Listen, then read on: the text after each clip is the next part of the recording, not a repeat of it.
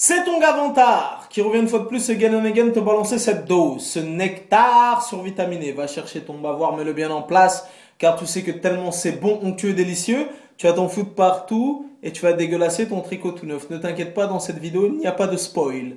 Donc le film du jour s'intitule Ant-Man, nouvel opus de la franchise Marvel. C'est l'un des blockbusters les plus attendus de 2015. Est-ce que le blockbuster a tenu toutes ses promesses? C'est ce que tu vas savoir, mon coco, dans quelques secondes. Écoute, j'ai envie de te dire, je vais pas être mauvaise langue. Le film est pas dégueulasse, mais il est dégueulasse quand même. Donc, moi personnellement, pour te mettre dans la confidence, mon loulou, la bande-annonce ne m'avait pas spécialement emballé.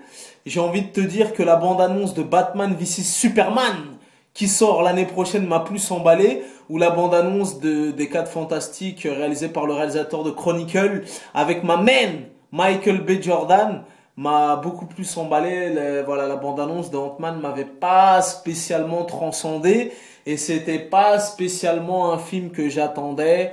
Je suis pas un Marvelophile, je suis pas un DC Comicsphile. J'aime bien les films de super-héros, mais celui-là, pour te dire, ça m'avait pas, voilà, tu vois. Bon, bref. Malgré tout, Vantard est l'un des cinéphiles les plus raffinés, les plus prolifiques du 21e siècle. Donc, je me devais d'aller dans cette salle obscure pour te ramener cette dose de saveur et cette dose de sensation. Écoute, pourquoi j'ai pas spécialement accroché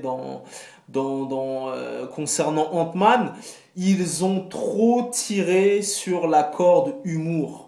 Moi, ça m'a gavé. C'est vraiment, pour le coup, c'est, tu vois, même dans les fascicules, même sur les sites internet et compagnie, le film, il devrait même pas être référencé film de super-héros, film de science-fiction et compagnie. Il devrait être dans la rubrique comique. Tu vois ce que je veux dire? Donc, moi, personnellement, je suis pas contre dans un film de super-héros qui a un soupçon d'humour, une pointe d'humour, malgré que de toi à moi, je préfère les films de super-héros où le super-héros est torturé, les films de super-héros où c'est dark. Tu vois, un petit peu comme la trilogie de Christopher Nolan ou le dernier Superman réalisé par Zack Snyder. Moi, j'aime bien quand le super-héros est torturé. Quand le super-héros, on le pousse dans ses retranchements, tu vois. Moi, pour moi, les films de super-héros, c'est des bails sérieux. Tu vois, des super-héros qui te font rêver, des super-héros dans lesquels tu peux t'identifier, tu vois ce que je veux dire? Et moi, pour moi, voilà, le super-héros doit avoir ce style d'envergure,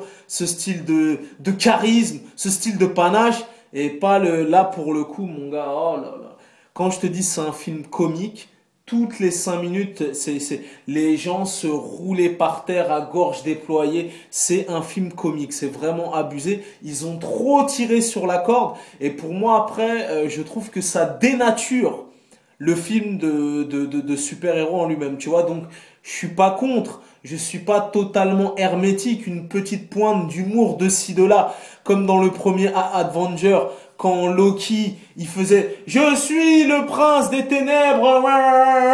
et qu'après Hulk, il l'attrape et il le tabasse comme ça, voilà. Ça, c'était marrant, tu vois. Donc, de temps en temps, un petit soupçon d'humour, je suis pas contre. Mais là, pour le coup, Ant-Man, c'est un film comique.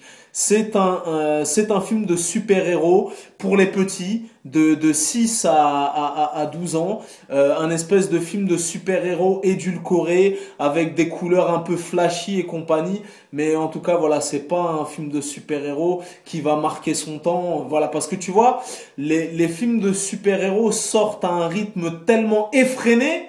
Tu vois, là, on en avait un par an, un tous les 2 ans. Maintenant, t'en as au moins 4 ou 5 par an. Donc, le spectateur lambda est devenu super exigeant. Tu vois ce que je veux dire?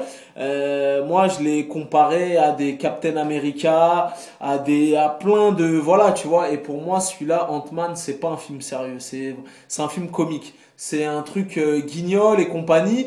Et autant, pour le coup, il y a des effets spéciaux qui sont super réussis, et autant dans Ant-Man, et autant des fois quand tu le regardes, t'as l'impression qu'il est un petit peu kitsch, t'as l'impression d'avoir un film de super-héros des années 90, et il y a des passages dans le film, j'avais l'impression de regarder Maman, j'ai rétréci les gosses. Donc voilà, donc je t'ai dit, ils ont trop tiré sur la corde humour. En plus, Paul Rudd, Paul Rudd qu'on a eu l'habitude de voir dans bon Paul Rudd c'est comme Kevin Hart aux États-Unis ou comme d'autres acteurs. 99,9% de sa filmographie, c'est des films comiques. T'as jamais vu Paul Rudd dans un film d'action où ça défouraille ou dans un film de science-fiction. Voilà, il a la gueule de l'emploi, il fait des films comiques.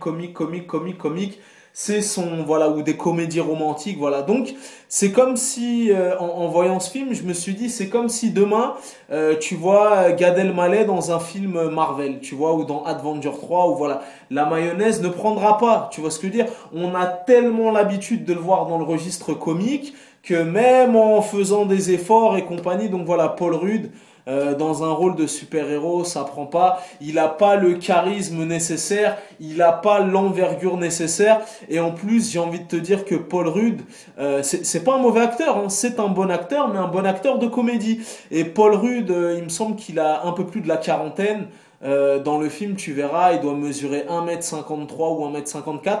Le mec, il a la dégaine d'un teenager de 14 piges. Donc, le mec ne te fait pas rêver. Tu peux pas t'identifier à lui, tu vois ce que je veux dire. Mais quand tu vois Christian Bale dans le rôle de Batman en mode musculature au maximum et compagnie, là le mec te fait rêver. Là le mec, tu vois, il t'envoie du love, il t'envoie des skills, tu vois. Nous c'est ce genre de bail sérieux qu'on aime. Quand tu vois le dernier Superman là, Robert Carville ou je sais plus comment, tu vois son style de musculature au maximum.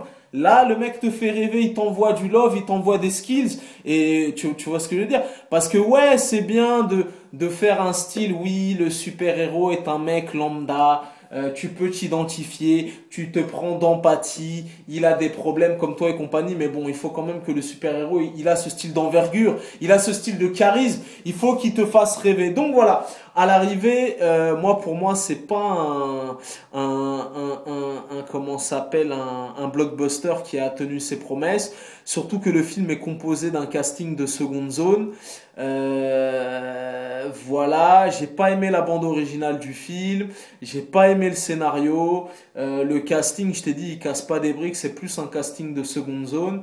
Voilà, malgré tout, il y a quand même des points positifs. Et pour le coup, il est vraiment long, hein. Le film dure 2 heures et je peux te dire que tu les sens passer. Toute la première heure du film où ils installent le truc, ils font la présentation des personnages, Paul Rudd s'entraîne, nanani et tout, je peux te dire que la première heure du film, elle est très très longue et je peux te dire que tu la sens passer. Donc voilà, c'est mou, c'est lent et tout, et ça s'excite vraiment dans la dernière demi-heure du film. Donc voilà, à l'arrivée, tout n'est pas acheté dans ce film. Il y a quand même des effets spéciaux qui sont réussis. Et dans les 25 dernières minutes du film, voilà, il y a des trucs qui sont pas mal, tu vois. Et pour le coup, j'ai quand même préféré Ant-Man à Terminator Genesis qui était littéralement dégueulasse. Et là, pour le coup, vraiment, Terminator, il était encore plus dégueulasse que Ant-Man. Donc voilà, les 25 dernières minutes de Ant-Man sont pas trop mal. Je t'ai dit, il y a des effets spéciaux qui sont cool. Il y a quelques scènes de combat qui sont pas mal. Mais est-ce que à l'arrivée sur un film de 2 heures, ça sauve le truc? Non, voilà. Et en plus, je pense aux gens qui vont payer leur place de cinéma plein pot avec le supplément 3D et compagnie. Je peux te dire qu'ils vont avoir mal au cul. Moi, je suis parti le voir en normal. Sur l'ensemble de Paris et Intramuros et compagnie, c'est très très dur. En tout cas, moi pour les cinémas Gaumont et Pathé, dans mes cinémas favoris, il est quasiment, c'est du 100% 3D.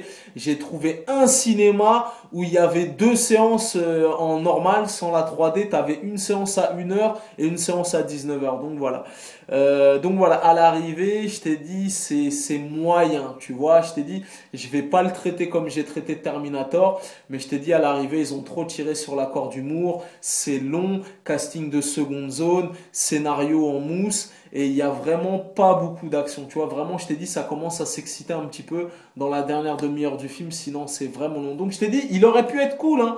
Je t'ai dit, il y a des scènes d'action qui sont pas mal, il y a des effets spéciaux qui sont réussis, il y a quelques ralentis de ci, de là, d'effets de style, mais à l'arrivée, ça reste trop light pour sauver l'ensemble du film. Donc voilà, moi je t'ai dit, j'ai la carte passe.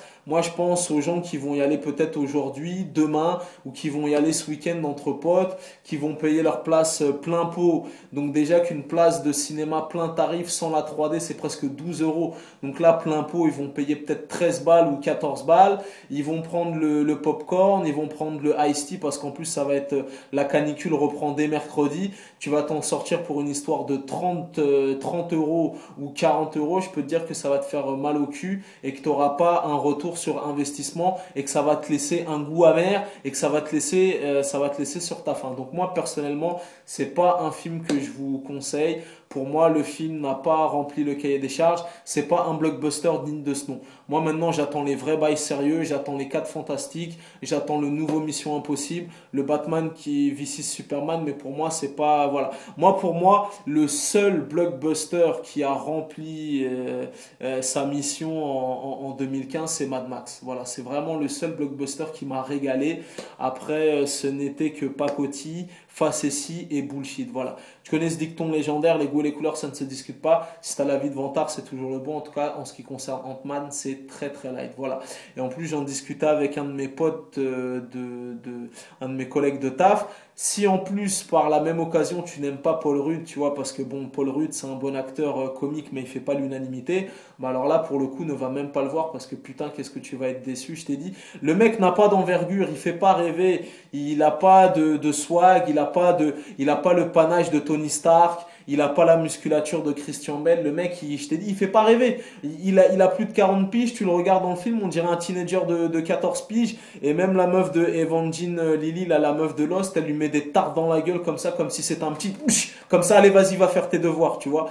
Mon gars, c'est quel genre de super-héros qui se mange des tartes dans la gueule comme ça, vas-y, va dans ta chambre et compagnie, tu vois.